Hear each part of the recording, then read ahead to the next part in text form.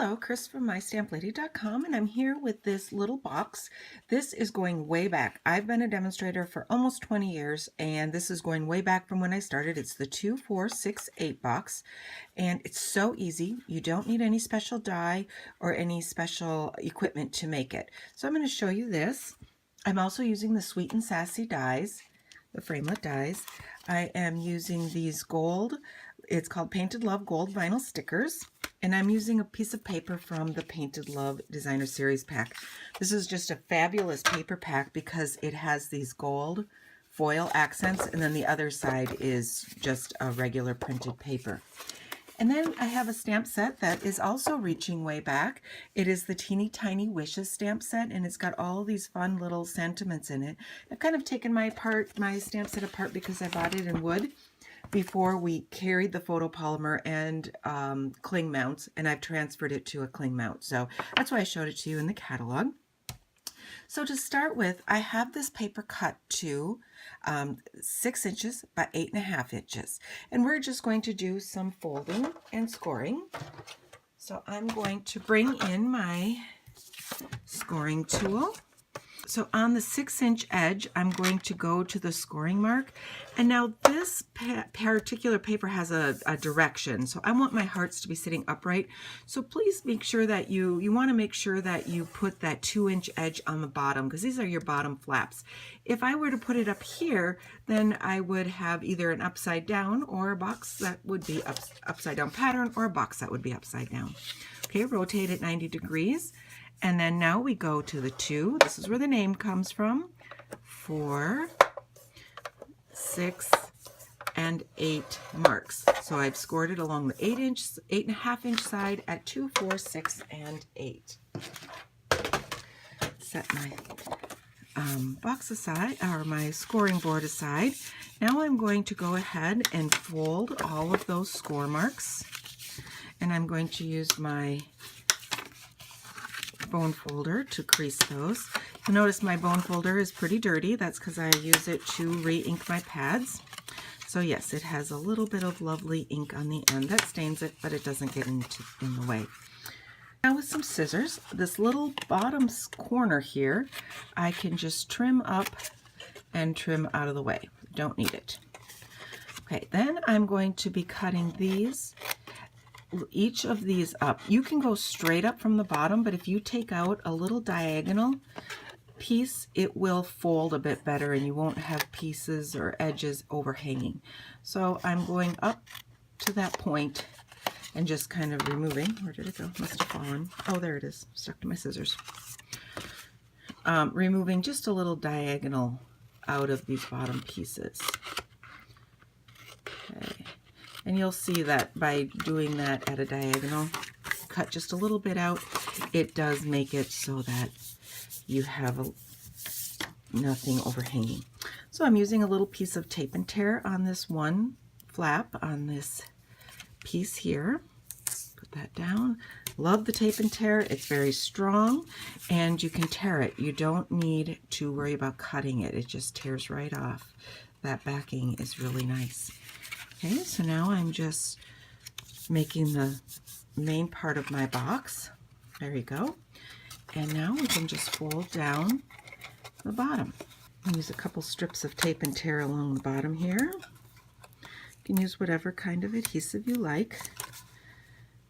I don't want it to fall apart, so I am using a strong one here.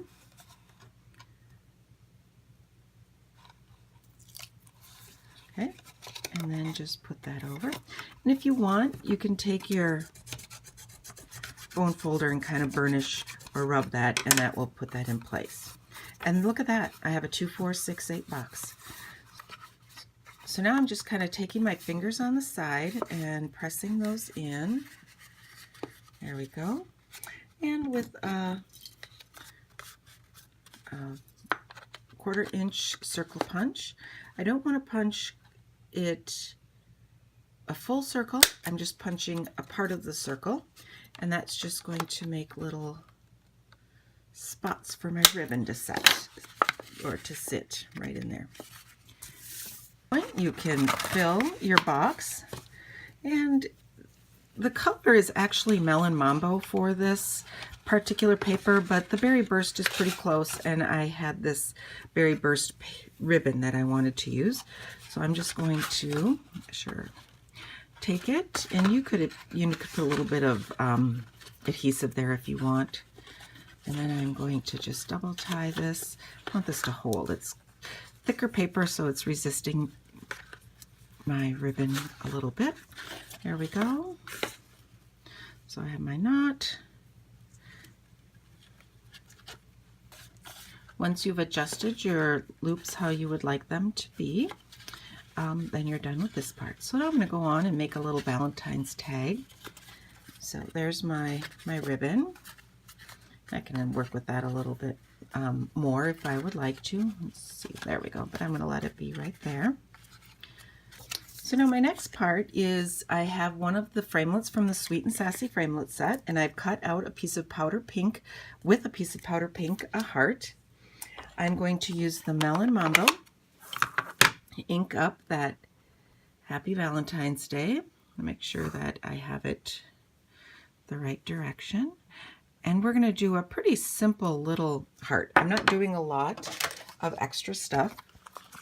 And then just taking one of those little Painted with Love gold vinyl stickers, and just going to put that down. That's it. That's all I'm doing for my little heart. Now I can take and put a hole just up here. Take a little length of white baker's twine. Any kind of little white twine or ribbon would work.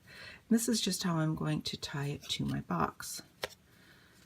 So I'm going to first of all tie it snug down at the heart because I don't want it to float around.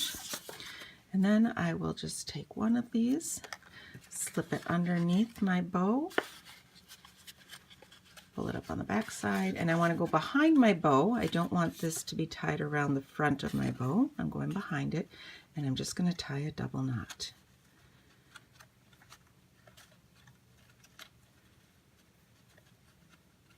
There we go. And then just let's trim off that little extra ribbon or twine, because it's really not, it's just there for a purpose. It's not to look for looks. And there you go. You have a fun little Valentine's treat box. Super easy. You could do many of these in one sitting. They come together so nice and easy. So if you have any questions about what I've done, don't hesitate to contact me, Chris, at mystamplady.com. The supplies to make this can be found in my online store, shopwithmystamplady.com. And I hope you enjoy making your Valentine's treats or your little box treats. They can be made for any holiday.